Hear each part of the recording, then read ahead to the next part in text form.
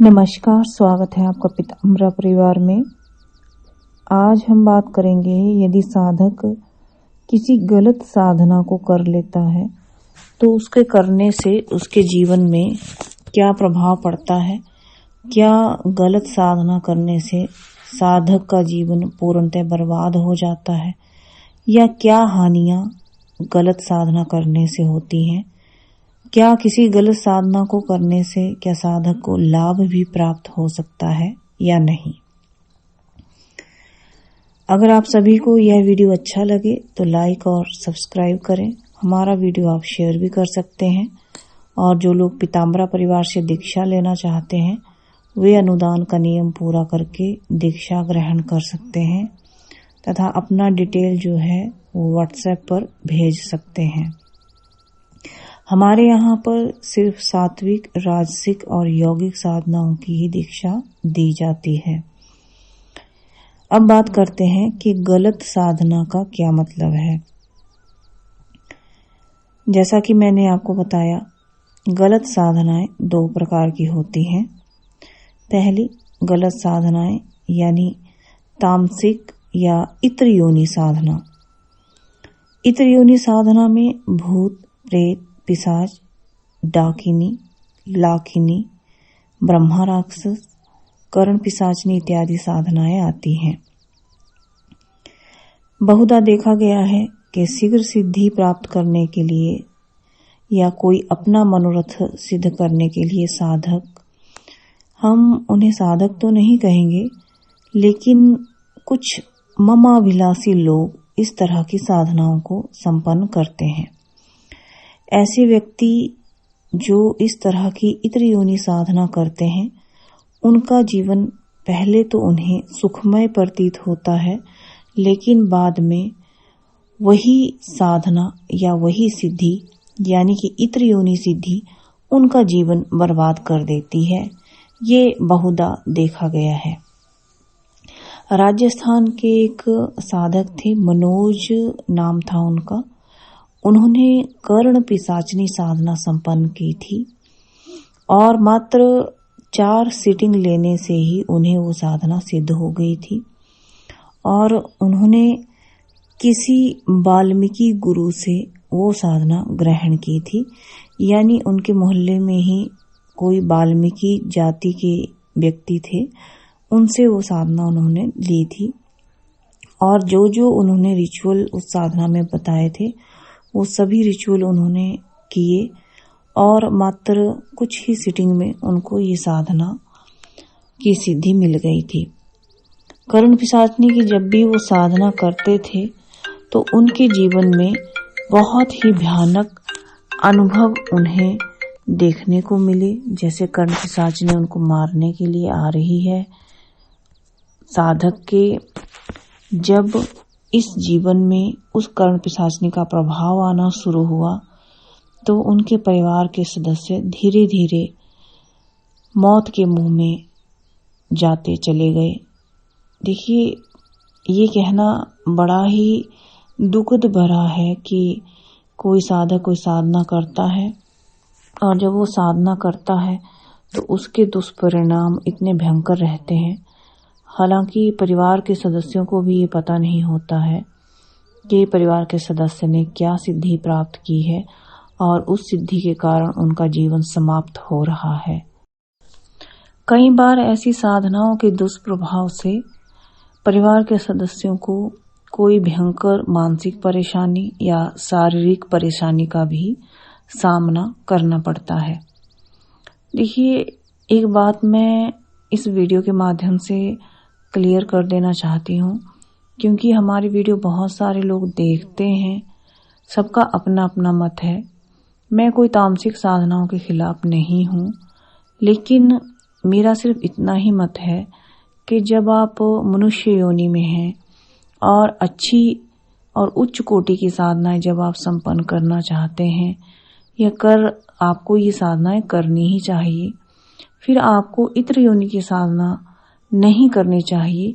ये केवल मेरा एक मत है, मैं किसी को अच्छा या बुरा नहीं कहती हूँ, लेकिन मेरा उद्देश्य केवल यही है कि मैं अपने समाज को या अपने पीताम्बरा परिवार के सदस्यों को उच्च कोटि की साधनाओं की तरफ ले जाऊं।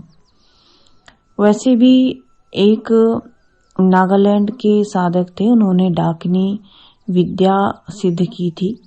डाकिनी विद्या सिद्ध करने के बाद उन्हें बहुत सारे जो है अनुभव प्राप्त हुए, उनको सिद्धि भी मिली। उस सिद्धि के बल पर उन्होंने कई लोगों के कार्य भी संपन्न किए, लेकिन अंततः डाकिनी ने उनको ही मार डाला था। तो ऐसी साधना नहीं करनी चाहिए, लेकिन इसका एक और पहलू हमें देखना चाहिए कि तुलसीदास जी ने भी सर्वप्रथम प्रेत जी की साधना की थी। प्रेत जी ने हनुमान जी के ऐसे मार्ग को दिखाया कि हनुमान जी किस मार्ग से होकर जाते हैं, यानी प्रेत जी ने हनुमान जी से मिलवाया और हनुमान जी ने श्री राम साधना और श्री राम नाम जप की महिमा तुलसीदास जी को बताई थी। ऐसा नहीं है कि जो इतर योनि साधनाएं करते हैं प्रेत योनि, वे उच्च कोटि की साधना नहीं कर सकते हैं। ठीक है, यदि आप किसी निकृष्ट साधना को करते हैं तो आपको उस साधना से भी ऊपर उठने का प्रयास करना चाहिए, किसी और उच्च कोटि की साधना को भी संपन्न करना चाहिए। अब हम आते हैं दूसरे मुद्दे पर कि गलत साधनाएं दूसरी कौन सी हैं। कई बार साधक जो हैं या लोग YouTube या कोई किताब पढ़ करके, YouTube पर वीडियो देख करके या गूगल सर्च करके अनेक तरह की साधनाओं को सुनते हैं, पढ़ते हैं या देखते हैं, तो उनको करने का प्रयास करते हैं। लेकिन एक बात आपको हमेशा याद रखनी चाहिए कि जरूरी नहीं है कि जो एक साधना साधक ने की, जो उसके लिए अच्छी है, वो आपके लिए भी अच्छी ही होगी। देखिए, जिस प्रकार हर इंसान अलग अलग पैदा होता है, अलग अलग उसका खान पान रहन सहन होता है, उसी प्रकार उसका ग्रह योग भी अलग अलग है, उसकी काया भी अलग अलग है, उसका मन भी अलग अलग है, उसका मस्तिष्क भी अलग अलग है। तो फिर साधना एक जैसी कैसे? यदि आप साधना करना चाहते हैं तो पहले अपने गुरु को पूछ लें कि कौन सी साधना आपके लिए उत्तम रहेगी। इसके दो तरीके हैं। पहले तो आप अपना ग्रह योग चेक कराएं कि कौन सा साधना उत्तम है, कौन सा आपको करना चाहिए, कौन सा नहीं करना चाहिए। दूसरा, आप गुरुमुखी यानी गुरुमुख से मंत्र लेके आप जाप कर सकते हैं। जब आप गुरुमुखी हो जाते हैं तो किसी भी साधना का दुष्प्रभाव नहीं आता है। और इसका एक और तरीका ये भी है कि अगर आप अपने मन मुताबिक ही साधना करना चाहते हैं तो आपको किसी अच्छी या सात्विक साधना का ही चुनाव करना चाहिए। ये आवश्यक है कि आप साधना दीक्षा लेकर ही करें। अगर गुरु दीक्षा इतनी अनिवार्य नहीं होती तो हमारे प्राचीन समय में, हमारे ऐतिहासिक समय में गुरु शिष्य परंपरा का उल्लेख नहीं होता। मैं ये नहीं कहती कि आप हमारे यहाँ से दीक्षा लें, आप कहीं से भी दीक्षा लें, सभी लोग अच्छे हैं, सभी उत्तम हैं, सभी ज्ञानी हैं, लेकिन अपने गुरु का चुनाव स्वयं आपको सोच समझकर करना चाहिए। उसी प्रकार साधना का चुनाव भी आपको सोच समझकर करना चाहिए, जांच परख कर करना चाहिए। महिलाओं को विशेषकर गुरु का चुनाव करते हुए विशेष सावधानी रखनी चाहिए, क्योंकि एक और बात है कि अगर आप अपनी इच्छा से कोई भी साधना शुरू कर देते हैं, हो सकता है कि आपके ग्रह योग अनुसार वो साधना आपके लिए अनुकूल ना हो। तत्पश्चात जब आप वो साधना संपन्न करते हैं तो आपके ग्रह अनुसार उस साधना का दुष्प्रभाव आपके ऊपर आना शुरू हो जाता है।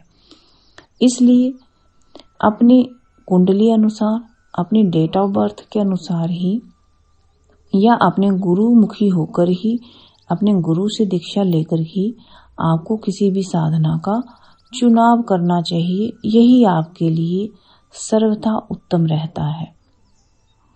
यदि आप चुनाव साधना का अपनी इच्छा से कर लेंगे, देखा देखी में कर लेंगे तो दुष्प्रभाव आ सकता है, जीवन में भी खतरा उत्पन्न हो सकता है, नेगेटिव ऊर्जा आपके आसपास आ सकती है, कोई मानसिक दुष्प्रभाव पड़ सकता है, कोई शारीरिक दुष्प्रभाव पड़ सकता है, फिर आप अनेक समस्याओं में घिर सकते हैं।